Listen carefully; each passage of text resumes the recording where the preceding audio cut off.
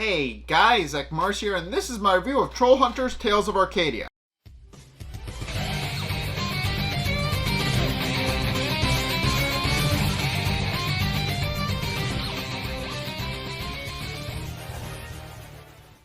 Okay, so this episode, The Bell of Two Bridges, is, well, it's the end, it's weird, because technically speaking, this is a season 1 finale, but the problem with it is that it's just smack dab in the middle of the season. So, and I'm going to explain that real quick. What happened was, this was originally supposed to be the end of part 1. This was the 13th episode, The Battle of Two Bridges, was supposed to be the part 1 finale, but then Netflix was like, well, it's got to be popular, so we'll just double the episode order for this. And the end result of that was that instead of being 13 episodes like it was originally supposed to be, the part 1 of Trollhunters wound up being 26. It wound up being a double-length season. It just or at least for Trollhunters.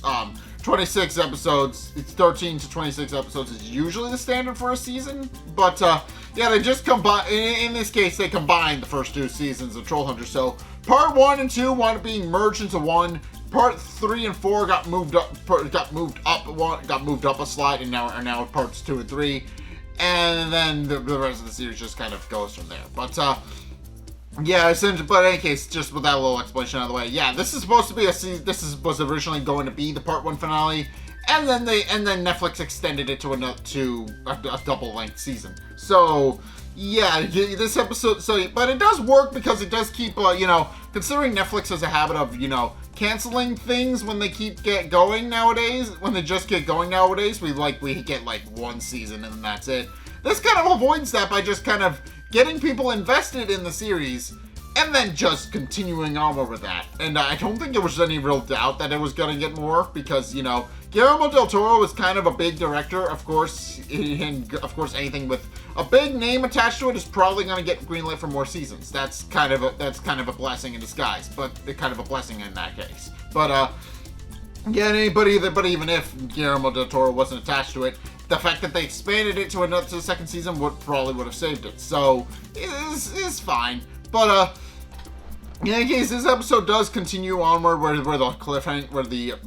last episode left off, where Blinky has been captured by Bular and Strickler, and Jim, while he's in the hospital, I should mention, but Jim gets a call from his essentially a ransom from his from Strickler, with Blinky being forced to tell Jim that he's supposed to come alone and bring his amulet, and but also tries to warn him that it's a trap, obviously, and that he shouldn't do it. But Strickler then, of course, then proceeds to interrupt and tells Jim that it seems that things have proceeded to become awkward, and tells him to come alone and bring the amulet. And of course, Bill Toby and Jim are listening to this in the hospital, and Jim points out that he's listened to it 100 times, and he's still not entirely sure what to do, and he's not entirely sure what kind of call he should make. And of course Toby points out that they should probably just go in and rally the troops and just go in and do a rescue mission. But of course, Jim said points out that Strickler said he had to be alone. He can't just go in and rally the troops because, of course, he has to be alone. He can't just bring everybody in with him and just bring in support. So he of course has to figure out a way to actually come up with a plan. And and of course Toby points out he understands the call if Jim thinks he should go in alone, but also points out that they all found the amulet together and that they should finish their journey finish it together. And of course, Jim points out that's a very good point, but he does need to go it alone and he'll think of something. At which point, Barbo proceeds to come in to check up on Jim, and of course, Toby decides to actually make himself scarce, claiming that it was just a coyote. And apparently, they played off the whole thing with Nomura as a quote-unquote coyote attack, which of course is, we'll get to in a minute, but then proceeds to Toby just kind of continues the whole story about how it was a coyote attack and then leaves. And of course, this is at this point where Barbara points out that he's fine, that he should be fine, and that he shouldn't have any, that she only has some minor scrapes and bruises now. But she openly also points out that she wants to know the truth. And of course, Jim continues to tell her the story, and about why they were in the woods, about how Claire thought she heard her baby brother calling for her, and they went out, and then it turned out to be a pack of coyotes. But of course, Barbara doesn't buy that for a second, pointing out that the scrapes and bruises that he picked up were obviously not caused by coyotes, and she fully understands that. She fully understands that something else is going on, and of course, it points out that she wants to know exactly what's been going on. And of course, Jim points out that she understands that she's mad, but she points out that she's long past mad and worried. She's now terrified because she points out that her son has been that a lot of bad things have been happening to her son. She's been breaking into museums to get into Toby's Toby tracker. He's been coming home with scrapes and bruises every night, and she's picked up on the fact that his training has been a little bit rough. So there's that, and also the most recent thing is that obviously he came home. He was found blacked out in the woods, which of course has caused her to become even increasingly concerned as well. And she points out that obviously she's worried because she's pointing out that he's at the age where he thinks he's invincible, and she's pointing out that he's going to one day find out that he's not, and that they all find that out eventually, implying that she kind of makes it. It's kind of an offhanded remark about Jim's dad, but she does imply that every day that she will eventually find out that he's not invincible. And but for the time being, but also points out that there was that she also proceeds to pull out the note she found in her recipe books, and of course it's still sealed. She hasn't opened it yet, and she proceeds to point out that whatever it is she has to tell him, he can tell her directly, because she points out that there was a time when he used to tell her everything.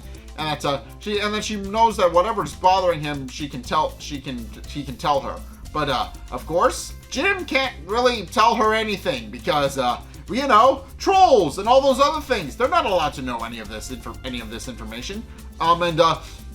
Because he can't really tell her about what's going on, he instead elects to keep silent, and she finally becomes fed up with it when she realizes that she's not going to get a straight answer out of him, and then very coldly dismisses him as his doctor and not his mom, and then proceeds to send him home, and he just hollers an apology at her as she leaves. But in any case, it's at this point where Jim then proceeds to go home, and Droll proceeds to tell Droll what his plan is, although we don't find out what his plan is initially.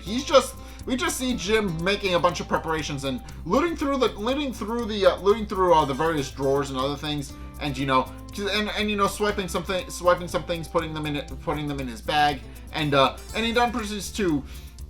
And of course, Droll points out that this is a very concerning plan, and that he doesn't fully agree with it, and also wonders why he would go in to rescue Blinky in the first place. But of course, Jim points out that he would do the exact same thing for Droll, and that in order for the plan to work, he has to go completely alone. So he points out that it'll be fine. But he then mentions that he just needs one more thing, and then he eventually finds it, and we find out what that is later. I'll get to that, but. Of course, he also proceeds to tell Droll that he knows his part of the plan, that when his friends inevitably start looking for him and asking for where he is, he then proceeds to tell Droll that he's supposed to tell them what to tell them, and doesn't specify any further for the audience because it's supposed to be a surprise. But of course, before he leaves the garage, he then proceeds to tell Droll that if anything happens, he hopes the amulet will pick Droll as the next troll hunter. Which Droll, of course, returns the sentiment, but also points out that he really hopes it won't have to come to that. And with that, Jim proceeds to leave on his bike. But as he's cycling on his bike, he gets a call from Claire, and of course, what we find out is that also first and foremost, we find out that Claire had actually stayed the night with Jim. when he was in the hospital. I didn't mention that, but she does wind up staying the night in his visit, and does proceed to check up on him. But of course, she also points out that they have a bit of a problem, and that their call time for a play is in an hour. And more to the point, Miss Janet is currently looking for Jim and trying to figure out where he is and wondering if Claire is ready. And of course, Jim points out that obviously it's going to be fine, but she points out that she knows she's supposed to keep it on down low because trolls are a thing now, and she also points that out. But she also points out that there's a bit of a problem in that she's not entirely sure what to tell everybody about where he's going and what's going on. And of course he points out that it'll be fine, and that he promises that she'll make it to rehearsal. That for the meantime that she just needs to stall for him. And of course she points out before anything else that they need to actually protect the whole thing. But she also points out that he then proceeds to thank her for the fact that she got him out of the woods and stayed in the hospital with him. And she points out that so long as he calls it that, so long as he finds his brother, they'll be even. And of course, it's at this point where Jim then proceeds to go out into the world, and what we find out is that it's raining. We hear a weather report at the start of the episode, and it's made much more clear here that it's currently raining. And this winds up coming into play for the final battle of this. But he's going out and it's raining. And he proceeds to go to the place where Strickler specified for him to go, and it is an alley across the street from the museum, and of course is this point where Strickler then proceeds to meet him, as well as Frogwa, who again I should mention died and then got replaced by another Frogwa, because that's how it goes with goblins. That just whoever's in charge is just named Frogwa, regardless of whether or not they're dead. But in any case, is this point where Strickler compliments Jim on being able to follow his instructions, and points out that's probably the first time he's ever done so to the letter.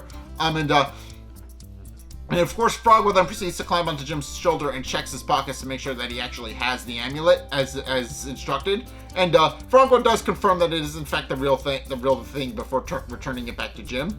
And of course, once they realize that everything is ready and in place, it's at this point where Strickler then proceeds to lead Jim back to the museum, which Jim is surprised, pointing out that he's surprised that the bridge was there the whole time. But of course they point out that after they hit it, they point out that it would be the last place Jim would go back to look for it, which makes perfect sense. But in any case, he then proceeds to lead Jim back to the museum, where of course Blinky is denying the fact that and what we find out that in the meantime, Bular has actually set up a makeshift staircase so that Jim could just go and insert the amulet into the bridge and set his father free. But it's just made out of scaffolding and boxes and a bunch of other things. But he just kind of slapped the staircase together for Jim. But but of course, Blinky insists that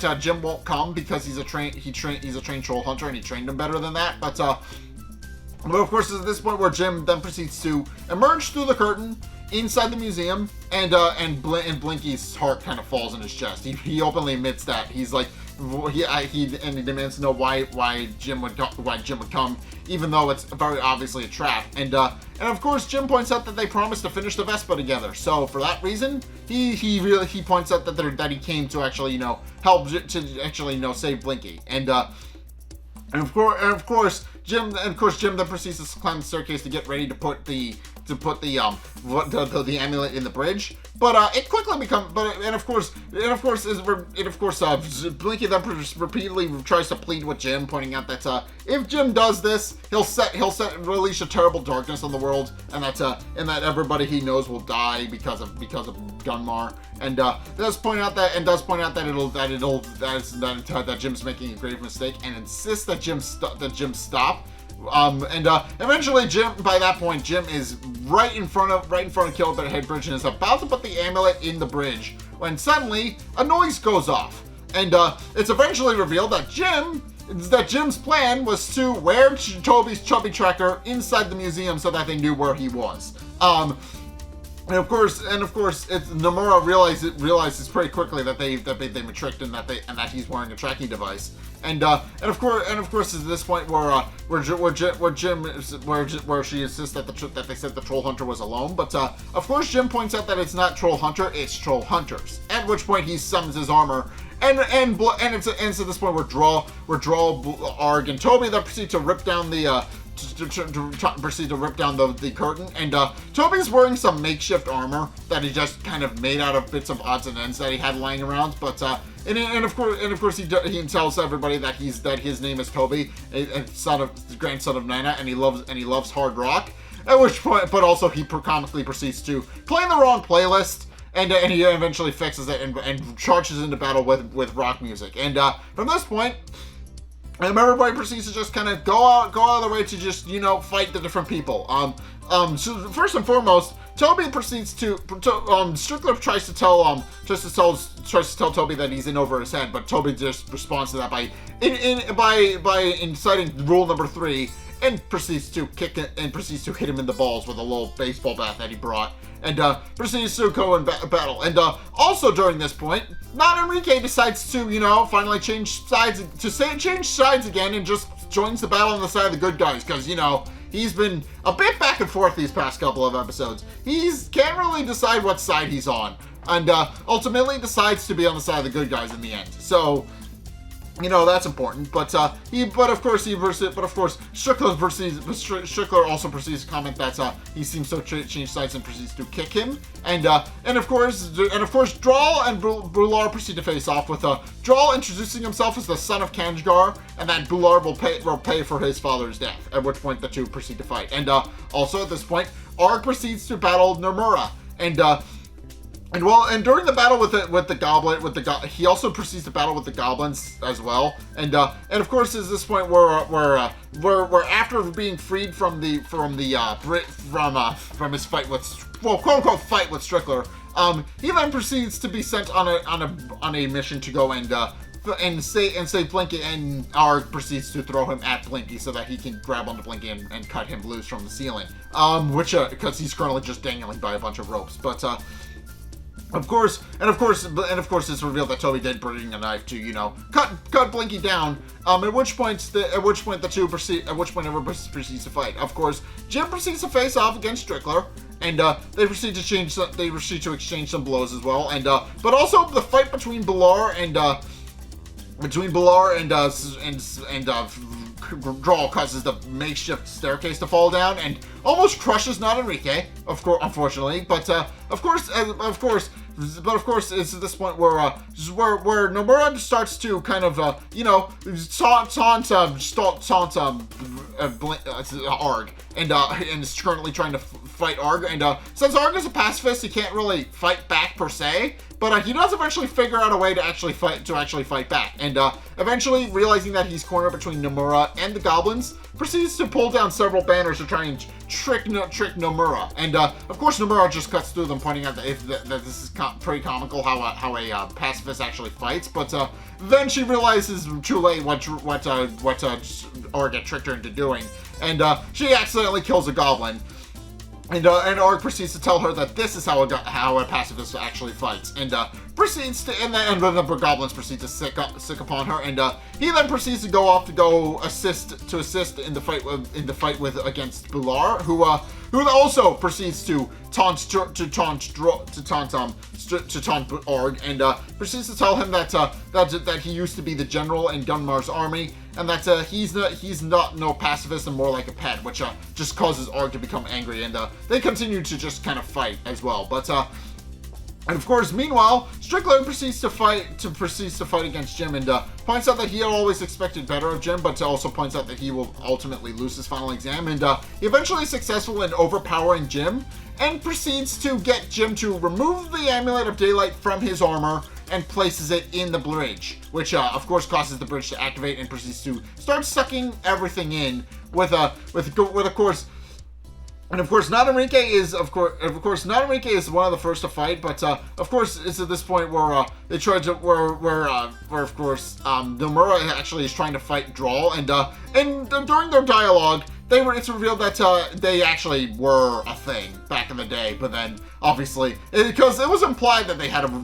a relationship prior to the episodes that we see, and they outright spell it out for us here that they try to rekindle what they had and try to fight, but and of course, they proceed to fight as the bridge is starting to suck everything in. And not Enrique, of course, is the one to ultimately warn everybody that the bridge is open and starting to suck everything inside of it. And he proceeds to ask why no one has shut it off yet, and decides that he's going to take matters into his own hands and proceeds to climb up the bridge. But he just gets flung away, and we don't really see hide nor tail of him again. He just kind of goes flying. We don't really see where he goes.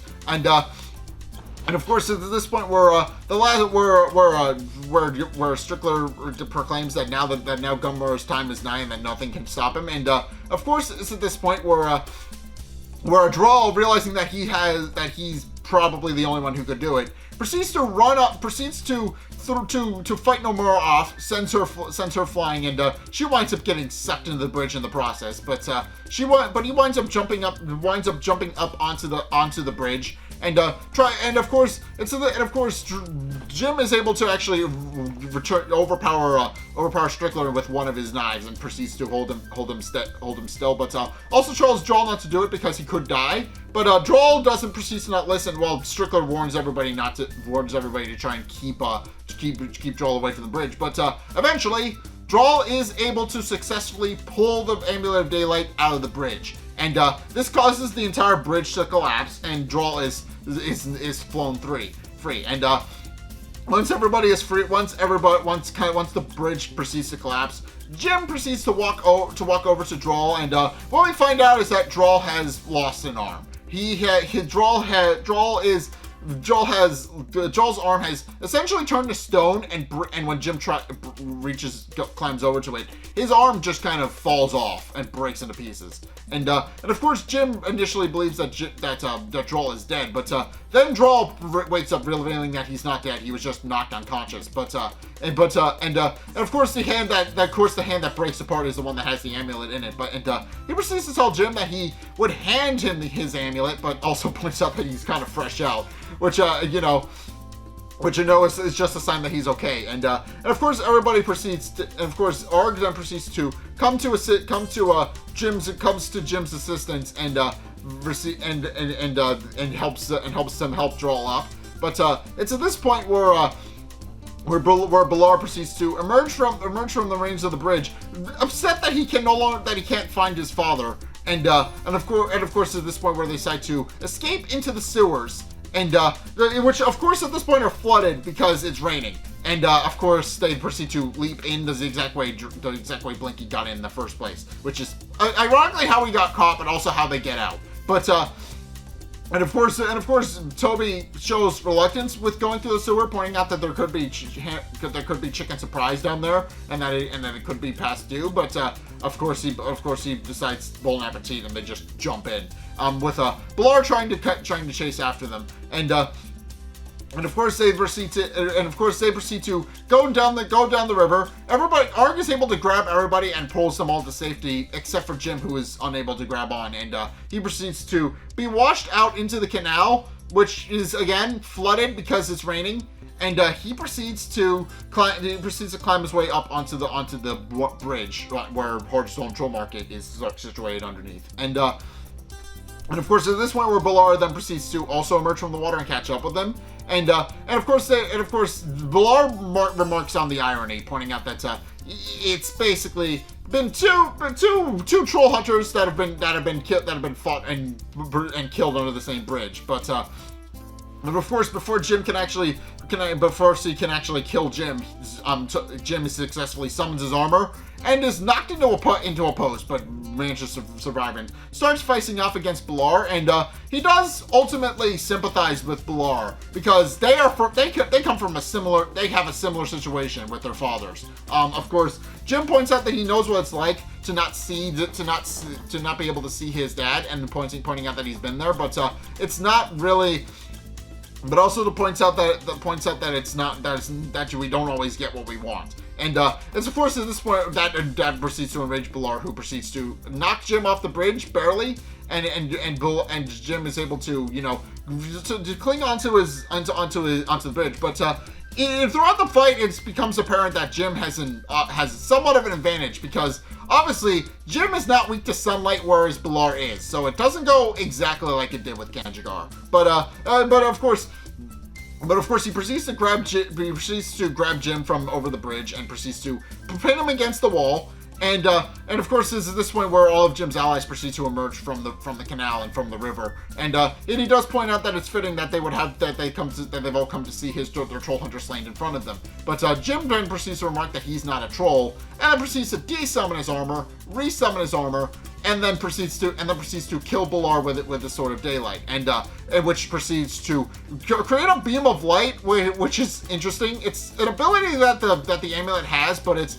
unclear how Jim learned it. Presumably he just figured out how to do it on his own. But he uses it multiple times, but it's never clear how he figured out how to do that.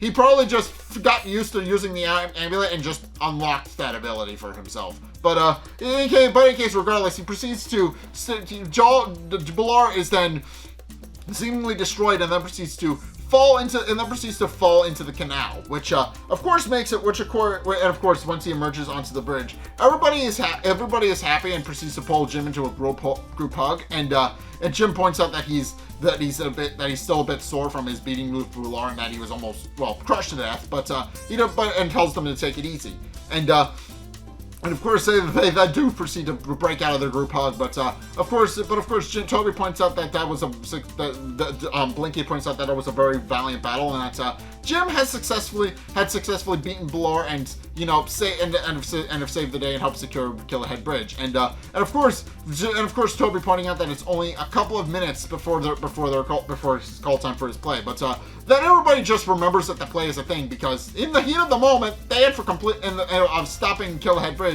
they completely forgotten about the play, and of course Jim wonders how he's actually going to be able to get there on time, but of course Blinky then proceeds to tell him that it'll be fine, and that they'll take care of the bridge, so he can just go to his rehearsal. But it's at this point where as they're getting ready to leave, Bular proceeds to emerge from the water, turning to half dead and slowly turning to stone, but still very much alive, and about to crush Toby, but then Arg proceeds to punch the half-dead Bular into rubble, and he falls back into the canal. And of course, Toby is surprised mainly because obviously Arg is a pacifist. And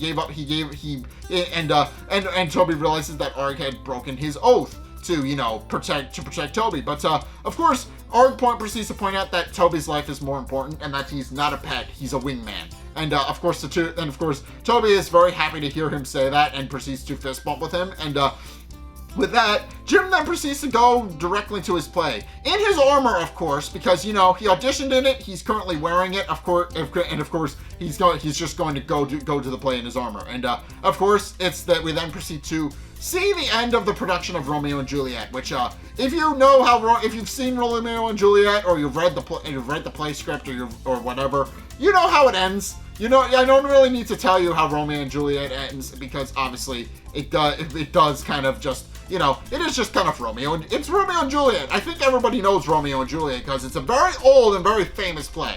I don't think I need to explain how Romeo and Juliet ends, but first and foremost, during the ending, there is obviously an ending kiss between Claire and Jim, and it's their first kiss, and Jim notably enjoys it because while he's laying down and ready to during the final scene where Romeo is dead, but of course it's at this point where Juliet quote unquote dies. Apparently, and everybody sheds tears in the audience. It's not Enrique kind of plays it off that he's obviously there. He gets flown away from the battle, but he does show up at the end as a changeling, but in his human guise. But but of course, he proceeds to point out, he does proceed to kind of just acknowledge that the play and how well it went, like, silently, because you know, he's a baby, he can't speak currently. But, of course, everybody just openly weeps at the end of the play. Whereas, well, Toby apparently is one of the few people who have apparently never seen Romeo and Juliet, or at least one of the people who have never seen Romeo and Juliet or heard of it or any of that, because he's visibly surprised that Juliet dies at the end, which kind of catches him off guard, and his nana just hands him a box of tissues. In any case, as Eli delivers his final line and his final monologue of the play, and the play ends, once the curtain closes, Claire then proceeds to tell him, is then happy that Jim kept his promise and actually came to the final production of the play. And of course, Jim points out that of course he tries his best to keep his promises, and of course he also points out that he promises to help Claire get her brother out of the Darklands and save him. He's going to do everything in his power to help with that. And of course, then the curtain goes up, and Jim tells her to remember to smile. But and of course, she then proceeds to take Jim's hand, and they proceed to do their vow. But for the curtain call. But as they're doing that, Claire whispers to him that they're both going to help to save Enrique together. And that makes Jim happy, because now it means that Claire is going to be helping him as an ally going forward. And of course, that is what I said. She does eventually become, you know, she does eventually become one of Jim's main allies throughout the series. It does become a thing. So yeah. But it is very important. But of course, they then proceed to take a bow, and after the play ends and everybody has filed out of the theater, Jim goes back to Hearthstone Troll Market with Toby to celebrate and celebrate the victory over the Battle of Killahead Bridge, and it's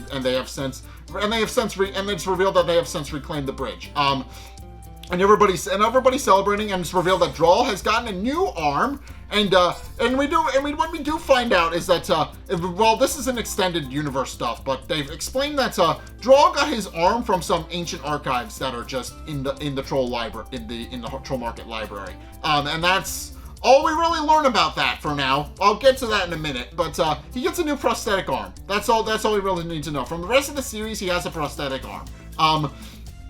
Yeah, he shows. But of course, everybody celebrates, and also Toby is passing out tacos, which some of the trolls remark tastes better than socks. And Magdrella cheers Jim, calling him Jim the Bular Slayer, which makes him happy. And of course, everybody is happy except for, you know, Blinky, who is obviously mulling over some of the loose ends that they have yet to tie up. And of course, Vendel proceeds to pat him on the back, telling him that he should be in a bit of a better mood, pointing out that he's the life of the party, and that he shouldn't be so hard on himself because of things that couldn't be helped. And of course, pointing out that they have secured Killahead Bridge. It is currently in Troll custody, and now they know that Gunmar is never getting out, because it is just in their vault now. They have it. Gunmar is never getting out of it.